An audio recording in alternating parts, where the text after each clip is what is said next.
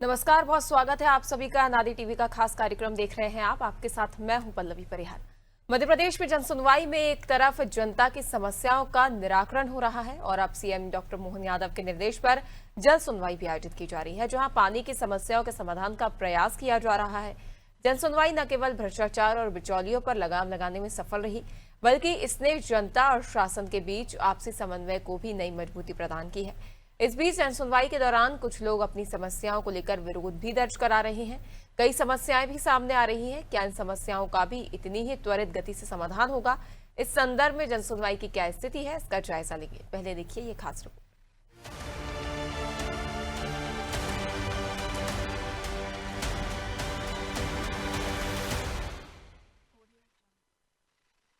मध्य प्रदेश में जनसुनवाई के दौरान हजारों समस्याओं का समाधान किया गया है। ग्रामीण और शहरी क्षेत्र में आम जनता को राहत मिली है, फिर भी कुछ बड़ी समस्याएं सामने आ रही हैं। मध्य प्रदेश के अशोकनगर जिले में जनसुनवाई के दौरान उस समय हड़कंप मच गया जब एक किसान ने आत्मदाह करने की कोशिश की। किसान अपनी जमीन पर कब्जे से परेशान होकर कलेक्ट्रेट परिसर में पहुंचा था। किसान ने कलेक्ट्रेट परिसर में ही आत्महत्या करने की कोशिश की। हालांकि वहां मौजूद पुलिस कर्मियों ने उसे पकड़ लिया। रतलाम में अपने गांव से करीब 65 किलोमीटर दूर से जन सुनवाई में पहुंचे किसान ने बताया कि उनके बेटे की खेत में करंट से मौत हो गई थी। पहले तो बेटे की मौत की सहायता राशि स्वीकृत करवाने में 7 महीने लग गए। अब 4 लाख की राशि स्वीकृत होने के बाद 6 महीने से हर सप्ताह जन सुनवाई में पहुंच रहे हैं, फिर भी राशि नहीं मिली। धार जिला मुख्यालय पर दूर दराज के क्षेत्रों से पहुंचे कई फरियादियों ने आरोप लगाया कि जन सुनवाई अब केवल औपचारिकता बनकर रह गई है। उनका कहना है कि शिकायतें देने के बाद भी समस्याओं का समाधान नहीं होता। दमोह जिले के भरतला गांव की रहने वाली एक महिला कलेक्ट्रेट में आयोजित जन सुनवाई के दौरान सल्फास की गोलियां लेकर पहुंच गई। महिला ने आरोप लगाया कि 5 वर्ष पहले खरीदी गई जमीन की रजिस्ट्री होने के बावजूद आज तक ना तो नामांतरण हुआ और न ही उसे जमीन का कब्जा मिल सका। भूमाफिया ने पन्ना तहसील की ग्राम पंचायत इटवा खास में एक गरीब आदिवासी को गुमराह कर धोखे से उसकी जमीन की रजिस्ट्री 5 व्यक्तियों के नाम करा दी। जब इस आदिवासी किसान को पता चला तो उसने कलेक्टर की जन सुनवाई में न्याय की गुहार लगाई। उसका कहना है कि उसे या तो उसकी जमीन वापस दिलाई जाए या फिर उसकी पूरी कीमत दी जाए। वहीं इंदौर में आयोजित जन सुनवाई के दौरान उस समय भावुक माहौल बन गया जब 90 वर्षीय एक बुजुर्ग महिला अकेले अपनी शिकायत लेकर पहुंची। महिला ने पुलिस कमिश्नर को बताया कि उनके बेटे और पोते उनकी देखभाल नहीं करते और उन्हें प्रताड़ित करते हैं। ग्वालियर में जन सुनवाई में 2 बीघा जमीन डूबने से किसान ने परिवार सहित इच्छा मृत्यु मांगी। वहीं कटनी में ग्राम बगवारा से आए 70 वर्षीय बुजुर्ग किसान ने शिकायत दर्ज कराई कि उनके दबंग पड़ोसी ने शासकीय भूमि पर अवैध कब्जा कर लिया है। इस अतिक्रमण से बुजुर्ग के अपने निजी खेत तक जाने का रास्ता पूरी तरह बंद हो गया है। कलेक्टर ने इस पर सख्त रुख अपनाते हुए तहसीलदार को नियमानुसार कार्रवाई के आदेश दिए।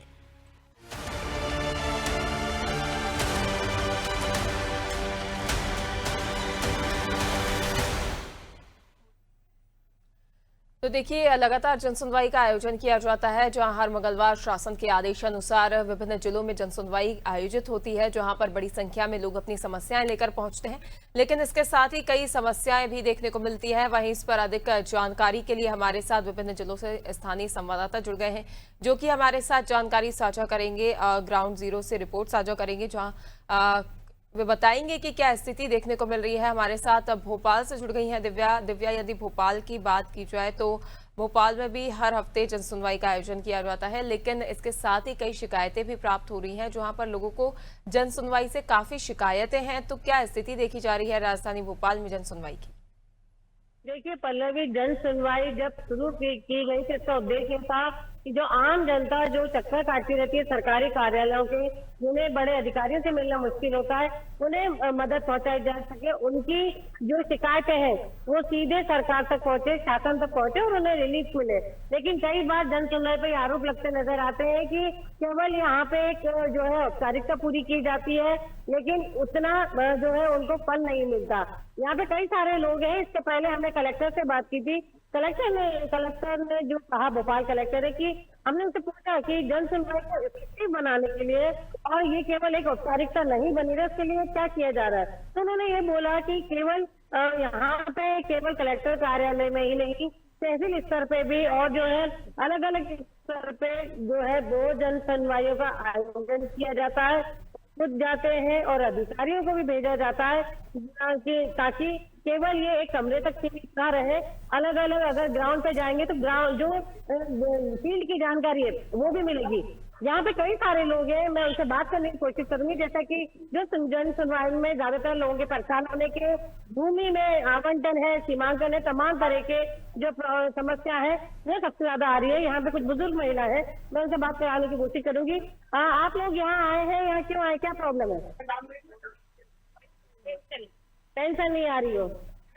आप बताओ। पेंशन नहीं आ रही है पेंशन? पेंशन हम लोग परेशान हैं। तो ये क्या विधवा पेंशन योजना क्यों? अभी एक बात आई सामने की जो अपने केवाईसी कराएगा अपडेट, इससे पहले आए हैं आप जन सुनवाई में? पहले आए थे क्या कभी? जब कमेटी जब आए जब से नहीं। तो आज पहली बार जन सुनवाई में आए। अभी कलेक्टर साहब से मुलाकात हुई क्या? हुई है। हमारी नहीं सुनेंगे तो अभी पहली बार आए। मिलनी चाहिए या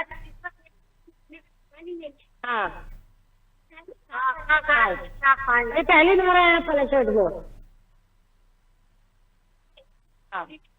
आपको बड़ी उम्मीद है कि आपको मिलेंगे?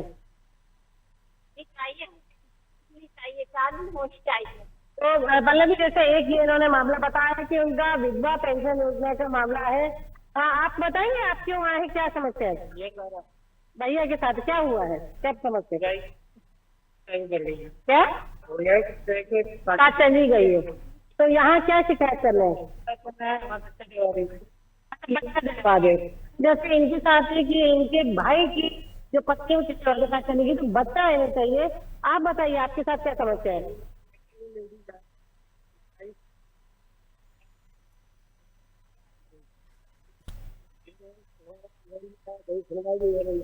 पहली बार आए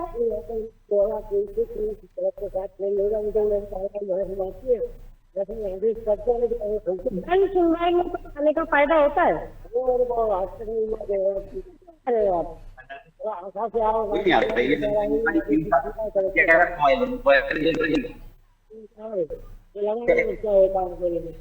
ये भी आप देख सकते हैं कि लोगों की अलग अलग तरह की समस्या है। किसी की पेंशन नहीं आ रही तो किसी के घर में कुछ समस्या है, किसी को मजदूरी का पैसा नहीं मिला। तमाम तरह की जो समस्या है वो फिलहाल यहाँ आ रही है और उसकी सुनवाई जो कलेक्टर है और उनका पूरा जो स्टाफ है उसके द्वारा की जा रही है। बिल्कुल दिव्या, जैसा कि कहा जा रहा है कि जो कलेक्टर है वो जन सुनवाई में बैठते हैं, लोगों की समस्याएं सुनते हैं और ऐसा ही कुछ भोपाल में भी देखने को मिल रहा है। और कहीं ना कहीं देखा जा रहा है कि लोग जो शिकायतें लेकर पहुंच रहे हैं उनकी सुनवाई हो रही है, भले ही निराकरण में थोड़ी देर लगे। वहीं इस पर अधिक जानकारी के लिए अशोकनगर से राहुल हमारे साथ जुड़ गए हैं। राहुल, देखा जाए तो अशोकनगर के यदि स्थिति देखा जाए, जो जन सुनवाई अशोकनगर में आयोजित की जाती है, क्या यहाँ पर पहुंचने वाले लोगों की समय से सुनवाई कर उसका समय से निस्तारण किया जा रहा है? क्या लोगों में संतुष्टि है जन सुनवाई को लेकर?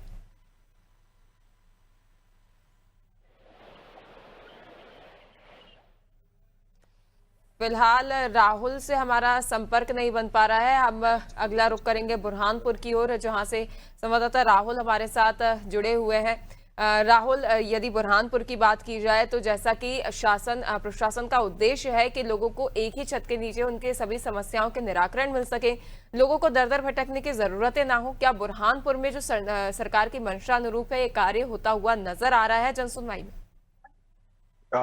जी मैं बताना चाहूंगा कि यहाँ तो दूर दराज से लोग आते हैं, लेकिन यहाँ उनके समस्या का निराकरण नहीं किया जाता है और लोग हर बार आते हैं। और इस बार तो बहुत बारिश होने के कारण और अभी कलेक्टर साहब आए हुए हैं कि आज कितने लोगों का निराकरण होता है।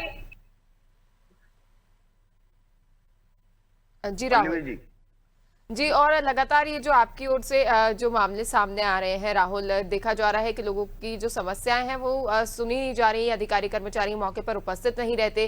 तो क्या इनकी कोई शिकायत की गई है लोगों की ओर से? क्या उच्च अधिकारियों के पास जब इनकी शिकायत पहुंची तो इनके निराकरण की कोई बात की गई? क्योंकि यदि जनसुनवाई में ऐसी लेट लतीफी होगी और सरकार की जो मंशा है इस पर पानी फिरता हुआ नजर आएगा तो ये एक बड़ा सवालिया निशान खड़ा करता है सरकार की कार्यप्रणाली पर।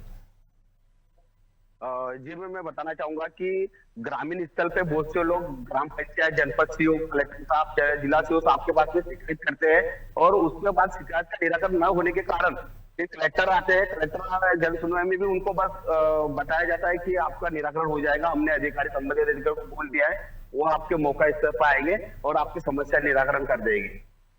बिल्कुल निश्चित तौर पर राहुल कह सकते हैं कि आश्वासन दिया जाता है, कई बार ये आश्वासन पूरा भी होता हुआ नजर आता है, लेकिन कहीं ना कहीं लोगों को सिर्फ आश्वासन ही हाथ लगता है। वहीं एक बार फिर मैं राहुल जैन की ओर रुख करना चाहूंगी। राहुल, यदि अशोकनगर की बात की जाए तो अशोकनगर में क्या स्थिति देखी जा रही है जनसुनवाई की? जैसा कि देखने को मिल रहा है आपके आसपास बहुत सारे ऐसे लोग मौजूद हैं जो जनसुनवाई में पहुंचे हैं, क्या इनकी ओर से कोई शिकायतें सामने आ रही हैं? जी बिल्कुल, आपको बता दूं कि जनसुनवाई का आयोजन अशोकनगर कलेक्ट्रेट मुख्यालय में हर बार किया तो जाता है, लेकिन आवेदक आते भी हैं, समस्या बताते हैं, लेकिन आला अधिकारियों को आदेश भी देते हैं, लेकिन उनकी समस्या जस से तस बनी हुई है और कोई समाधान देखने को नहीं मिलते। एक अम्मा हमारे पास, उनसे पूछते हैं, अम्मा कहाँ से आई, क्या नाम है आपका? मेरा तारा भाई नगर से आई। क्या समस्या लेके आए? मेरे लड़के को 10 जनवरी के दिन लोगों ने मार डाला था। किसने मार दिया था? उसमें 2 मुसलमान है और 3 यादव है। क्या हुआ था उसके साथ? उसके साथ वो तो अच्छा भला आया था, मैं दुकान लगाई थी, मेरे से कह रहा था कि अम्मा घर चलो, बेटा आधा घंटा और बोले शाम से 5 बजे से 6:30 बजे तक मैं रिपोर्ट तक नहीं बता रहा है सरकारी अस्पताल का कैमरा वो मार कर उन्हीं लोगों ने ना तो रिपोर्ट होने दी ना कुछ। ईसागढ़ थाने में FIR की थी आपने? गए थे शिकायत करने?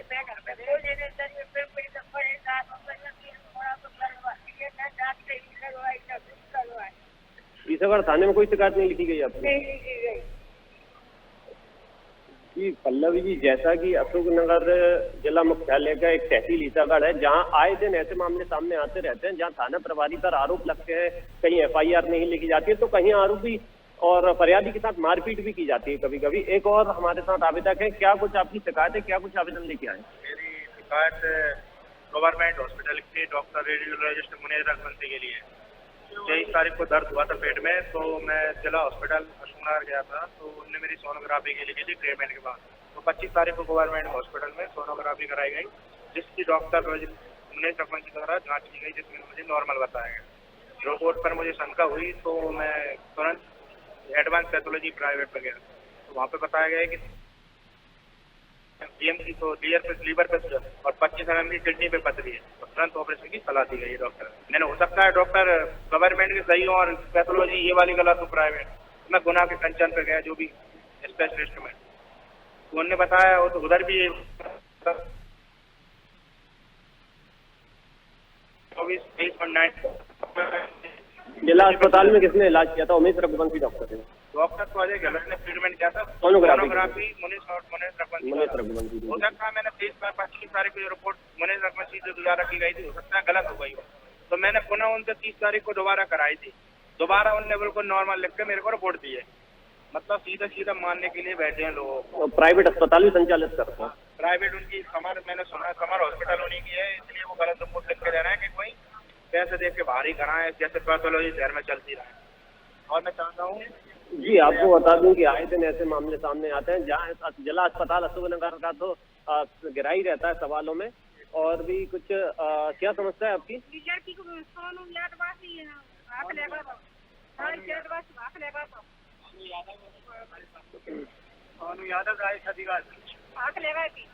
फिर क्या हुआ? नाबालिग के बालिग थी?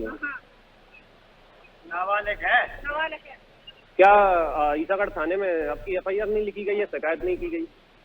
FIR के लिए गए हम 1 तारीख को, लड़की को रात्रि 10 बजे लेके गए, सोनू यादव राजस्थान अधिकारी। 2 तारीख को पुलिस ने कोई FIR नहीं दी, न गुमशुदा की रिपोर्ट। ईसागढ़ थाने का ही मामला है? ईसागढ़ थाने का मामला है, मीना रघुवंशी थाना प्रभारी की है।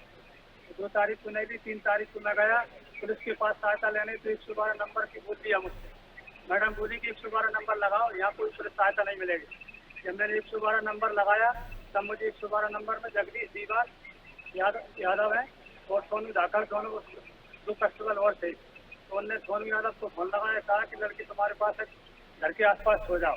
जब लड़की आसपास क्रिया सड़क पर पुलिस ने बरामद की, पुलिस लेकर थाने में आई, तो लड़की को पुलिस ने धमकाया, उससे कहा कि तू अगर मेडिकल कराएगी, DNA टेस्ट करवाएगी और अगर सही बोलेगी तो तुझे जेल में छूट देंगे, तू अगर ज्यादा नेतागिरी करेगी मतलब तुझे तुझे भी जेल हो किसने जाएगी। धमकाया लड़की को? मीना रघुवंशी खुद धमकाती है, मेरी माँ को भी धमकाया। मीना रघुवंशी थाना प्रभारी मेरी हिंसा माँ करती को भी धमकाया और बनों सेंटर में कर दिया उसको कम से कम 7-8 बजे रात को। उसके बाद में बनों सेंटर में भी महिला अधिकारी है, वो भी धमकाती है और वो हमको भी फोन लगा कहती है कि लड़की को ले जाओ, राजीनामा कर लो, नहीं तो आप पे केस लगा देंगे, झूठा मुकदमा ठोक देंगे। और मेरे ऊपर खुद ही सगड़ पुलिस ने झूठा मुकदमा ठोक दिया है, जान से मारने की धमकी, गाली गलौज जबकि ऐसा कुछ नहीं हुआ। मैंने लड़की को मैं 15 तारीख को निकाल के ले गया तो लड़की ने खुद कहा था कि सगड़ की पुलिस मुझे धमकी देती है और कहती है कि तू मेडिकल मत करा, DNA मत करा, नहीं तो तुझे जेल में ढूंढ देंगे। पल्लवी जी कि बिल्कुल आपको राहुल, बता कह दें- सकते हैं कि कानून संबंधित कई मामले और कई गंभीर मामले अशोकनगर से सामने आ रहे हैं। अब देखने वाली बात होगी कि जब जनसुनवाई में ये सभी मामले पहुंच रहे हैं तो इनका क्या निराकरण किया जाता है, निराकरण होता भी है नहीं। वहीं इस पर अधिक जानकारी के लिए इंदौर से हमारे साथ सहयोगी योगेश जुड़ गए हैं। योगेश, यदि इंदौर में देखा जाए तो इंदौर में भी बड़ी संख्या में लोग जनसुनवाई में पहुंचते हैं। काफी विभिन्न मुद्दे हैं, शहर के ज्वलंत मुद्दे जिनको लेकर लोगों की ओर से शिकायतें की जाती है और कई बार निराकरण ना होने पर लोगों की ओर से आक्रोश भी नजर आता है। देखिए पल्लवी, मैं आपको बता दूं कि इंदौर जो है बड़ा शहर है, वो बड़ा शहर होने की समस्याएं भी आती है। और जिस तरह से आप पिछले लंबे समय से देख रहे हैं प्रशासन या जो भी विभाग होगी सारी शैली आप देख रहे हैं, कुछ समय में क्या हुआ शिकायतों की जो है अब फेहरिस्त लंबी हो गई है।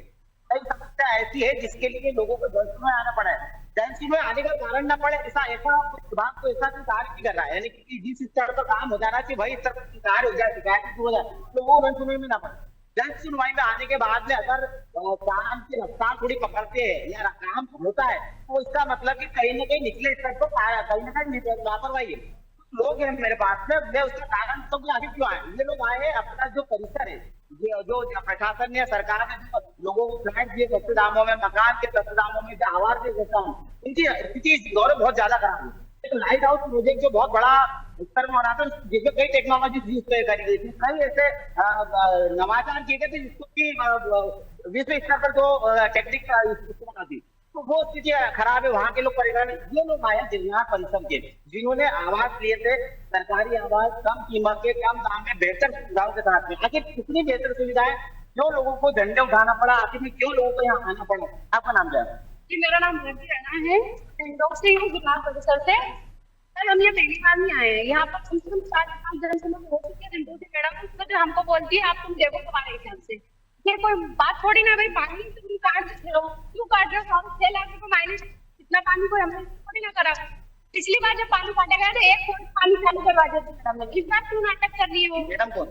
जी गुप्ता, ये सर इतना परेशान करते जितना हम वहाँ ना देखो अगर इस सटकोड़ों ने 1 नंबर सोसाइटी बना रखी है और उसी के पास है गिरनार परिसर में 2 लाख में लिया था यार, मकान